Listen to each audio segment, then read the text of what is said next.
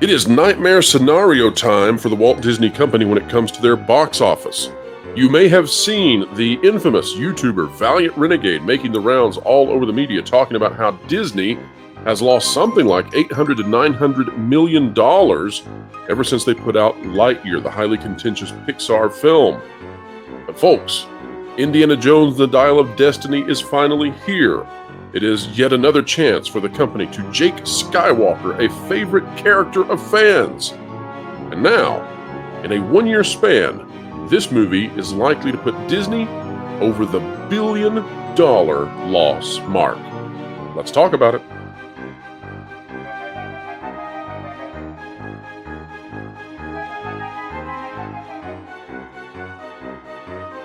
All right, and welcome back, folks, to another fantastic video here on the WDW Pro channel. A joy that all of you have joined us, and we are happy to have you joining me today to talk about Disney losing potentially $1 billion in 1 year. This with the culmination of the Indiana Jones and the Dial of Destiny movie. Jonas J. Campbell, investigative reporter for That Park Place, returns again to the channel. Jonas, how are you? I'm doing fantastic. Some mornings I wake up and I think I'm the problem. It's me. Jonas, I am not looking forward to going to see this movie. However, I'm going to do it later today and at midnight. So you can say that that's tonight, or you can say that's very, very early tomorrow morning at the time of publication of this video. I'll be doing an exclusive member review, which we will then make public Friday morning at, I guess, 10:30 a.m. Eastern time. That's the typical time. But based on what we're hearing, this is not going to be a fun movie to review, and I'll tell you why. Paulie of Latino Slant is perpetually positive.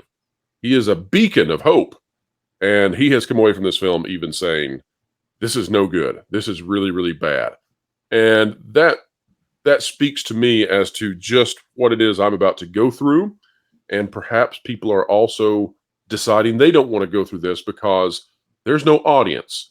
We're looking at the title right now to an article we'll discuss in just a moment by Rebecca Rubin out of Variety.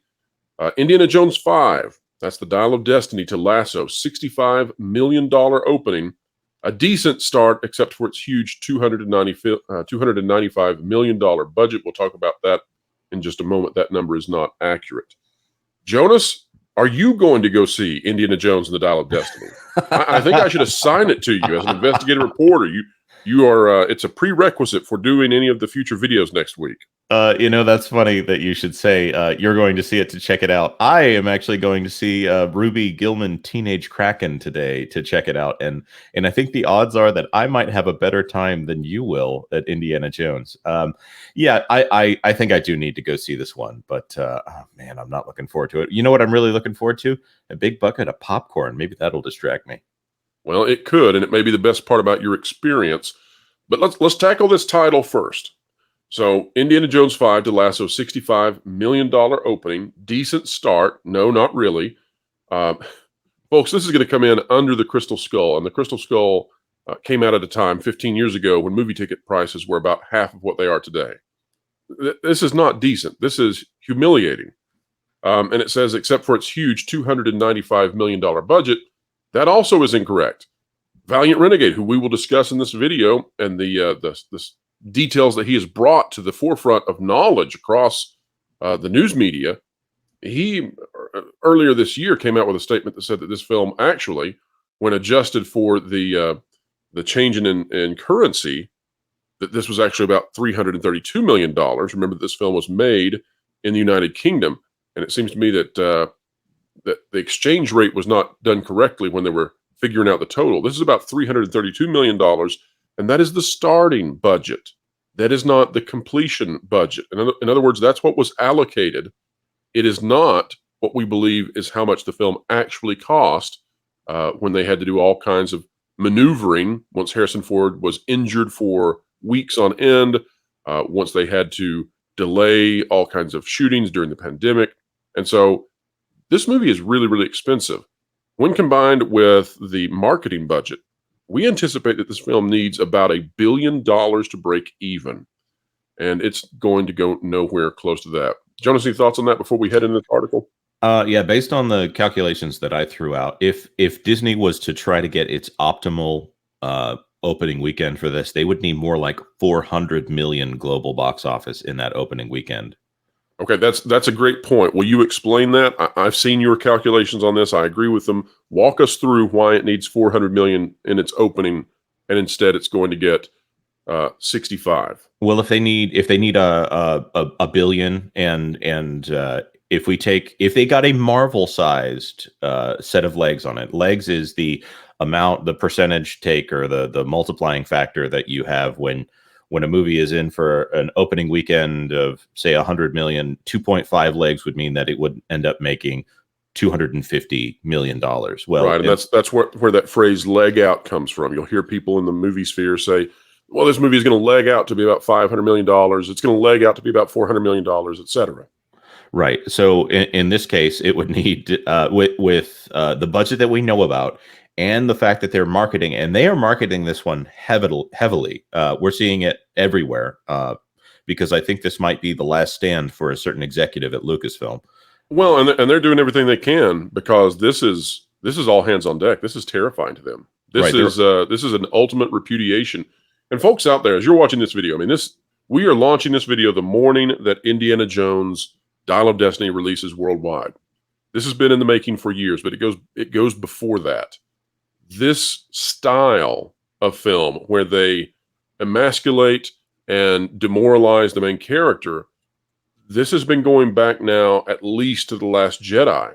And this is the time where Disney is going to find out what is the verdict from audiences. And I think it's going to be horrendous. I think that audiences are not going to support this because they fool me once, right? We know the phrase. That's what happened with The Last Jedi. And it's continued to happen through Disney properties. And I think we've reached the point now where there is no hook. There is no reason for audiences to have to go see this. They're just over it. Jonas, any thoughts before we hop in? Nope. That's perfect. But that 400 million, even if they made it, if it was too heavy on the international side, they would still be hurting because of the lower percentage that they take. I don't think it's going to happen with this one. All right, well, let's hop into the article and see what they have to say. It says Indiana Jones and the Dial of Destiny is gunning for the top spot on box office charts. The fifth and final adventure to star Harrison Ford as the legendary globe-trotting explorer is targeting at least $65 million from 4,500 North American theaters in its opening weekend. Folks, if you want to run the numbers and figure out how much that is per theater, you're going to find out that theater owners are likely not happy at all. The latest indie installment is also debuting day and date at the international box office, where it's aiming to add 80 million for a global start of 145 to 150. Now, Jonas, what we've seen in the past is that, and I mean, we've seen this recently and over a period of time, Disney movies are often projected to hit these sorts of numbers, and then they come in lower. That's been the unfortunate side for Disney. We've seen it with Little Mermaid. We've seen it definitely with Elemental. We've seen this issue. And so if this comes in lower, remember that I have said that this could go as low as 55. We may actually hit the floor for what I've said. 65 million, though, is the lowest that really the trades have been willing to run. And now that is the projected number we see for the weekend. So we are at the floor. We are at the bottom of what was even possible. All right. So we've got this next paragraph. It says, those ticket sales are decent in the current movie-going environment, especially for the fourth sequel to a decades-old property that's aimed at older audiences. But Disney spent a mind-boggling $295. Again, folks, that's not correct. $332 is what we believe is correct. That is the starting budget, not the ending budget. So make of that what you will. That's not including marketing costs, such as a no-expense-spared premiere and after-party at the Cannes Film Festival, where much champagne was tippled. Even in the best circumstances, it'll take a heroic feat and a lot of nostalgia from longtime fans of the series for Indiana Jones 5 to turn a profit in its theatrical run. That's not going to happen, ladies and gentlemen. This movie is going to lose hundreds of millions of dollars, and that's why, since Lightyear came out last summer until this film, Disney will have lost more than $1 billion at the box office. It's not only a horrendous thing in terms of revenue, but it also signals that the merchandising that should be driven by this, and then also the interest in going to see these properties brought to life at the parks, all of that is dying. It is all dying on the vine. But Jonas, I want to bring up another thing that's part of this marketing and get your take on it. we know from Chris Gore, we know from Paulie of Latino Slant that part of this no expense spared came after they had gotten these reviews and they realized it was panic time, right? Not Panic at the Disco, but Panic at the Cinema. And so what they started doing is they brought in everybody who could possibly review this film for Rotten Tomatoes, and they wined and they dined them with everything they had. They brought in the open bars, they brought in the finest drinks, beverages, and then they had a very small section of extremely nice empanadas. But the food was not the focus. It was the imbibery. They wanted you to be nice and buzzed as you went in, not to see Buzz, but to see Indy. I don't know. They might have had my number with the extremely nice empanadas. Also, the stories from Cannes Film Festival. Several outlets were reporting on partying through the night with lots of beverages with Bob Iger and with Harrison Ford. By the way, keeping the 80-year-olds up until 2 a.m. on when they're jet lagged too. That's quite the feat there. Yes, and Jonas, it's not just been Cannes. We talk about that quite a bit. But they have been doing worldwide screenings everywhere, and they have been throwing everything at those worldwide screens. And honestly, you know, if you were to say to me, well, it's because it's Kathleen Kennedy's last film, I would say that makes a lot of sense. So we won't go too far into that one today. This is not a Kathleen Kennedy video, but just the amount of money this thing is going to lose, I think, makes it untenable that she stays. But we'll save that for another day. All right, here we go. Though the film will get a boost on Tuesday's July 4th holiday, I don't know why it would. It doesn't have a ton of time to own the big screen before Tom Cruise's Mission Impossible: Dead Reckoning Part 1 and Christopher Nolan's atomic bomb drama Oppenheimer come along to share the marquee. Now, Jonas, I don't think that Oppenheimer is going to have a big impact. It is not aiming for the same crowd.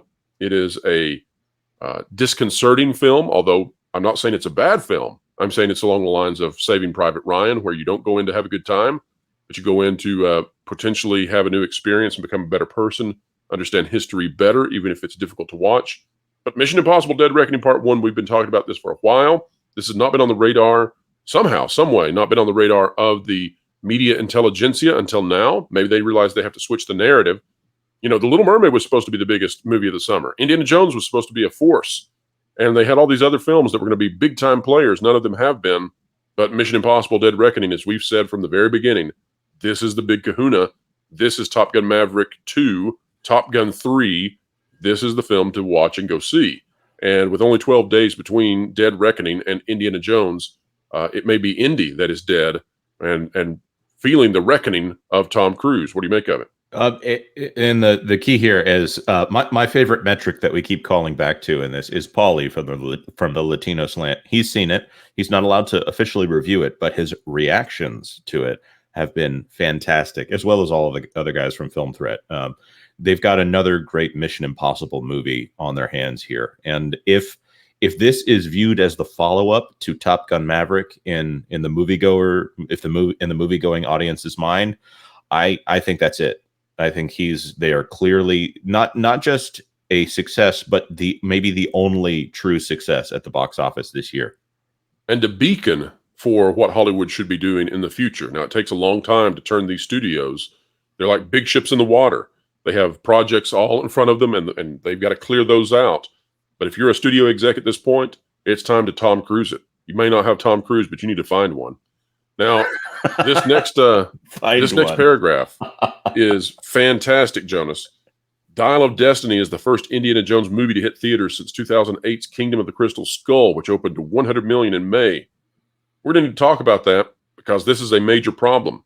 Again, folks, when adjusted for movie ticket price changes, here's the thing. We could adjust for inflation. That really doesn't give us an accurate number. We need to look at what were the prices for movie tickets at the time.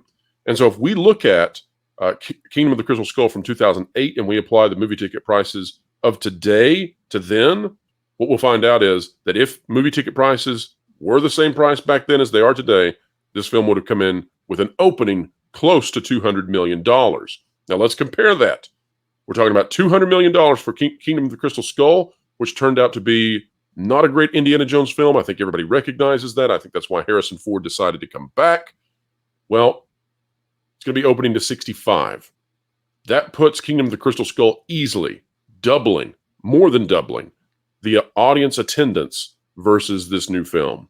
This is, I mean, this is horrendous. There's no way around it. And we're not trying to be overly negative. We're not trying to gain clicks or clickbait people by, just harping on Disney all the time. We're trying to tell you the truth. Literally. This is the nightmare scenario for Disney. It cannot get worse. How could you possibly put an Indiana Jones film out and it make this low of an amount after you just put out a Pixar film that was dead on arrival? We are at nightmare level for Disney. I'm trying to think in my mind, what is the positive news out of Disney right now? And it's this little teeny tiny stuff. Like they're releasing the animated shorts that they've remastered on Disney Plus. Outside of that, I think everyone, including the shareholders of the Walt Disney Company, are looking for, well, okay, what's that positive thing? What is that next step? And I think right now all they have is hard decisions. But that's a story for more That Park Place coverage down the road. Well, they have very hard decisions ahead. You are exactly right, Jonas. Let's take a look at why those hard decisions are at their doorstep. This out of Audacy.com, coming to us via KYW News Radio. Disney has lost nearly $900 million on its recent film flops. Now, our friend Valiant Renegade has been all over the news. He's been on Newsweek. He's been on Breitbart. He's been on Fox News multiple times. He's been everywhere. CBS News has covered him. And so we're going to pick an article here that features what he says. But he's exactly right on this. And that's why the mainstream is picking up on it, because they're tired of being wrong, because they can't be wrong any longer, given the fact that Disney's going to have to make changes, right? You can sort of fib your way through until the point when the narrative collapses. And we are at narrative collapse point because the company can no longer hide the fact that they're in deep, deep trouble. Here's what this one says. Despite CEO Bob Iger's call for quality over quantity earlier this year, the Walt Disney Company has lost nearly $900 million on recent movies, according to a recent analysis. The company's last 8 films have suffered extravagant losses, according to box office analyst Valiant Renegade. The struggles go back to the disappointing release of the film, and this is going to be a condemning list right here, folks. Lightyear, as the losses were incurred during the releases of Thor, Love and Thunder, Strange World, Black Panther, Wakanda Forever, Ant-Man and the Wasp, Quantumania, Guardians of the Galaxy Volume 3, The Little Mermaid, and Elemental. All right, now which films out of this broke even? Guardians of the Galaxy Volume 3, perhaps. Black Panther, Wakanda Forever, perhaps. The rest? No, they did not even break even. While films like Black Panther, Wakanda Forever, and Guardians of the Galaxy Volume 3 have done significantly better than the others, the losses have still piled up with bigger flops like its most recent movie, Elemental. According to Deadline, 2 of the biggest flops included Lightyear, which lost $106 million, and Strange World, which lost $197 million. My goodness. Valiant Renegade reports that the 8 movies cost a total of $2.75 billion to make, but only brought in $1.86 billion for the company, bringing the total losses to roughly $890 million. The reason that I love what Valiant Renegade has done, Jonas, is because he has managed to circumvent the system that the trades have been using to defend Disney. This is a brilliant thing that he has done, and we do not need to overlook it. What was happening is that the trades were using an outdated algorithm to figure out how these movies were performing. And so they had never changed the fact that they feature a bloated, for today's time, metric in terms of physical media. So they would assume that physical media, talking about DVDs and Blu-rays, maybe even some VHS tapes out there, who knows, we're going to lift these movies into more profitability. But that's just not the case today. Those largely don't exist, especially for Disney, because of Disney Plus. Valiant Renegade has circumvented that algorithm by just using the balls and strikes of, here's how much it cost to make it, here's how much it brought in, period. And it's a brilliant thing, and it's great. And you look at it and you say, well, that's intuitive. And it's like, well, you've got to get through the barrier of the trades who have been defending these productions using this outdated system. The other thing they would do, Jonas, is despite whoever was making the movie, they would assign that it was going to make so much money in TV, right? So let's say that Paramount comes up with something and they put it over onto another TV station, and that TV station pays money for the movie. And so they would factor this in with every film they did. The problem is with Disney movies, guess what? The Disney movie goes on to ABC. Guess who owns ABC? Disney. So ABC, which is owned by Disney, pays whatever studio that Disney has, which is owned by Disney, and it's just moving money from the left pocket to the right pocket, but the trades don't cover it that way. On that Valiant same has note, broken through. Yeah. On that same note, one of the detractors that I've seen on here, detractors responses. It's not a detraction when you're adding to the conversation and saying, "Oh well, but Disney Plus." The problem there in saying, "Oh well, they're making all this money on Disney Plus," is when you look at it, and Valiant is also very good at tracking these numbers. These are numbers that the Walt Disney Company has released. Well, the Disney Plus streaming platform is currently $13 billion in the hole. It has yet to make a profit, and it's losing subscribers right now. So saying that these movies are a draw for Disney Plus, if that is the metric that we're judging them on, they are not doing a good enough job of bringing in customers to Disney Plus. Well, and here's the other thing, Jonas. So we are at the point now where these movies we're talking about have lost something like $800 to $900 million in a single year. Indiana Jones and the Dial of Destiny, we believe, needs $1 billion to break even. It is opening to about $65 million domestically, perhaps $140 million worldwide. Jonas, if this follows the normal legs, although it may not, it may perform worse than that. But if it follows the normal legs of, let's say, a Marvel movie, where does this land at the end of its run? Oh my!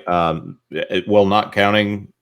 Let's be kind, Jonas. What's 140 times 3? What do we got? No, 140 times 3. What is it? 283 to 420. Carry the 5, multiply by X. Yeah, no. What I was going to say, 37. at a $65 million opening, they just need legs of 15.4x in order to hit 1 billion.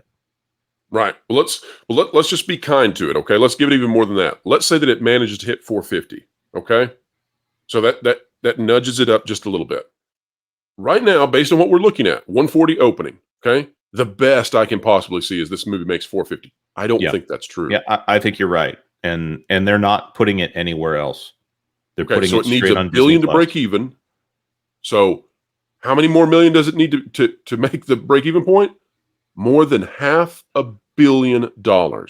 So the losses on this film, the losses are going to be monumental. This is, we talk about some of the biggest losses Disney has ever faced, or that Hollywood has ever faced. And we talk about some stuff like John Carter. We talk about some of these other huge, huge failures. You have to go back to like Waterworld, these massive expenditures that make nothing. This is going to be potentially at the top of the list. I mean, so folks, when you think, well, Pro's just being negative, Disney, that's what is in his wheelhouse. Well, it is right now because that's all Disney is giving us. But this could be one of the biggest losses in the history of cinema. That's where we are. It's amazing that they have competition for that over with the Flash right now, that we have this at 2 studios, by the way. That's a great point. And, for opposite reasons. This one, for the fact that they're going to try and Jake Skywalker a hero again, and we've had enough of that. And the other because they elected to put someone in the role of playing the Flash who cannot run and who cannot behave well in civilized society. So, well, here's what I want to end with, Jonas. The Babylon Bee, because I understand that the Babylon Bee is satire. I understand that they are intended to be read as parody. And yet I'm here to tell the Babylon Bee, you're going to be put out of business by reality, because this title and this attempt to satirize the situation, it's now just common sense, right? You're trying to be funny, and kudos to you for it. And usually you really are, but it's just reality. Hollywood concerned as they're running out of beloved movie heroes to turn into sad, pathetic old failures. I read that, and based on the leaks we're seeing out of executives, I think, actually, that's true. This is no longer parody. Like, reality is matching up with the Babylon Bee at this point. This is horrifying. And the light at the end of the tunnel for the Disney company is that maybe they can not market Haunted Mansion, but down the path here, they've got Deadpool 3, so they can ruin Deadpool for Deadpool's audience. But they just started talking about Tron 3, and I think that if they can stick the landing with that, which they won't, by the way, they're using one of their steady guys that they always use. The guy who directed Maleficent 2 is directing that. That was a huge win. Maleficent 2. Everybody went and saw that one, right? They're trying to promise now. They've got Steve Lisberger, who worked on the original Tron, saying, "I'm going to work with it. By the way, just wait for the time when they cut you off from the production and you're not allowed to talk about it Well, because you've what signed have an we heard, NDA." Jonas? What have we heard? And we've heard this from very good sources, very well connected. Disney has a strong habit of hiring legacy individuals, and they hire them so that they can get slapped with that non-disclosure agreement where they can't go out and talk, and then they don't use them at all. They come in, they hire on to Disney thinking, "Oh, I'm going to get to work on this," and then essentially all it was a gag order. They're just getting paid to shut up. They didn't Right. know it.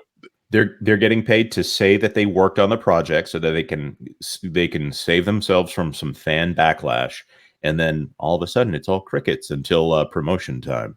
That's right. Well, let's read one paragraph of this article. It is, well, two paragraphs. It is a joke, folks, but it's legit. I mean, we have covered in the past on this channel that Hollywood is actually going to Japan for their franchises because of this very situation. They've damaged all the Western brands to the point they're having to go over and get anime and video games. Why do you think you're seeing Mario rise? Why do you think you're seeing Sonic rise? Why are we seeing anime films coming out more often in theaters here and it's mainstream? Here's what we got out of the first two paragraphs of this very funny Babylon Bee article. Following the release of the latest chapter in the Indiana Jones series, Hollywood producers worry they're running out of cherished classic movies heroes to turn into sad, pathetic old failures. Indiana Jones is the cultural icon of virility and energy. Jackson Jones, producer at Lucasfilm, said, "What we've done in the latest movie is create an Indiana Jones-esque character that's just sort of a flaccid, old, cranky bummer who sucks at life. It makes us wonder, what other beloved movie characters can we neuter and ruin? Don't worry, we're on the hunt." Jonas, I actually, in this case, joke meets reality, and here we are, but it's no joke for Disney. This It's is not funny, not funny it at is all. the But nightmare scenario for the company. Um, as we head out today, I want to get your opinion on how long can this go? Because Disney is now, I mean, we're talking about losses, including Indy, adding to what Valiant Renegade has assessed. We're talking about like $1.2 billion lost in a 1-year span at the box office. How long can that go, Jonas? it cannot go very much longer. And forgive me for opening the can of worms here, but they need probably about $20 billion minimum in order to finish the purchase of Hulu in January of next year.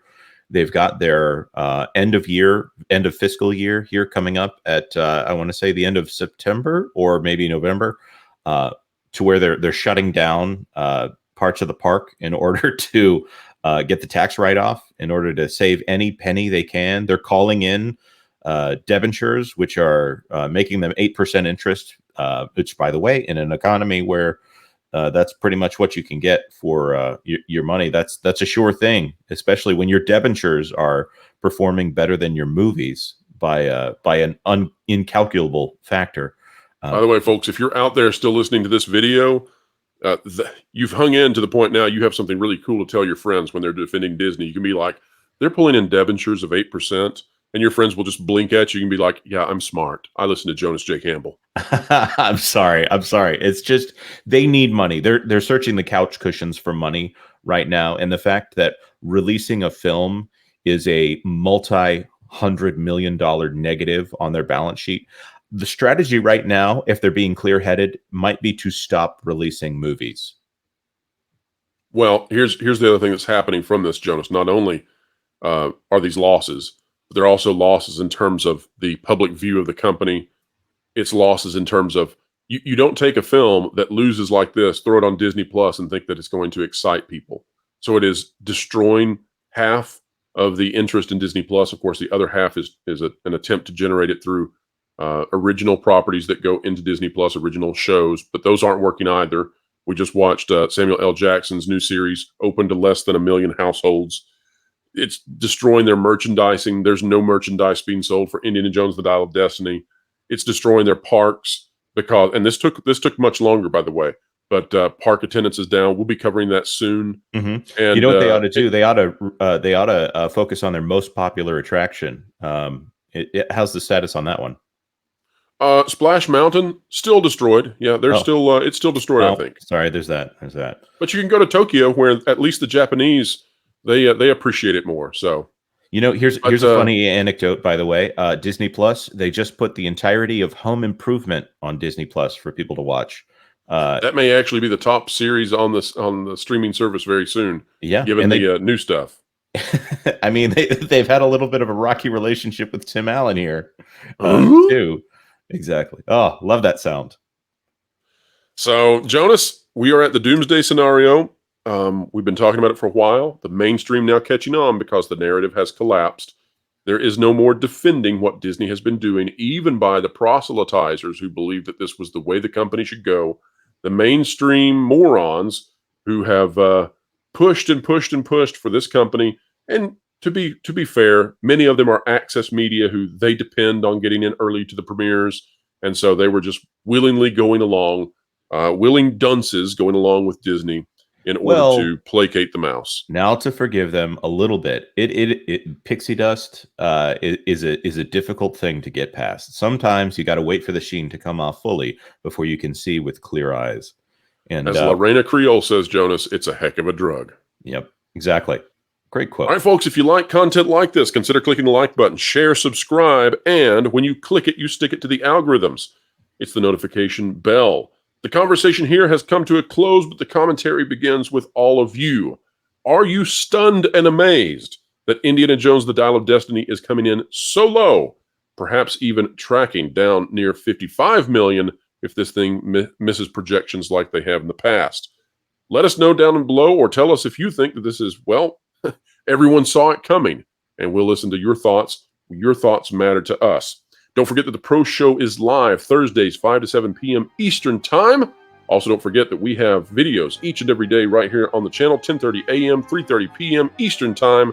We never miss. Well, we try not to anyways. And one of the people who helps us not miss is the producer behind this channel, Jonas J. Campbell. Jonas, where can people find you on this great, big, beautiful web? Well, on the Pro Show, as you just gave the schedule out there, but it is Thursdays, 5 to 7 p.m. Eastern Time. I also have my own channel where I go through all the little quirks of Disney content and other people who are trying to sneak little things in there ideologically on everything woke. Or I'm also an investigative reporter at That Park Place. There you go. And folks, we will be having, we hope, Paulie of Latino Slant on soon to talk about his first impressions of Mission Impossible: Dead Reckoning Part 1. You are not going to want to miss that. Keep an eye on it. And wherever you are, whatever you're doing, keep learning, keep growing, and keep having fun. Make sure to catch the Pro Show Thursdays, 5 to 7 Eastern Time. Entertainment Explained, The Culture Curve Conquered, live with Pro and all his friends.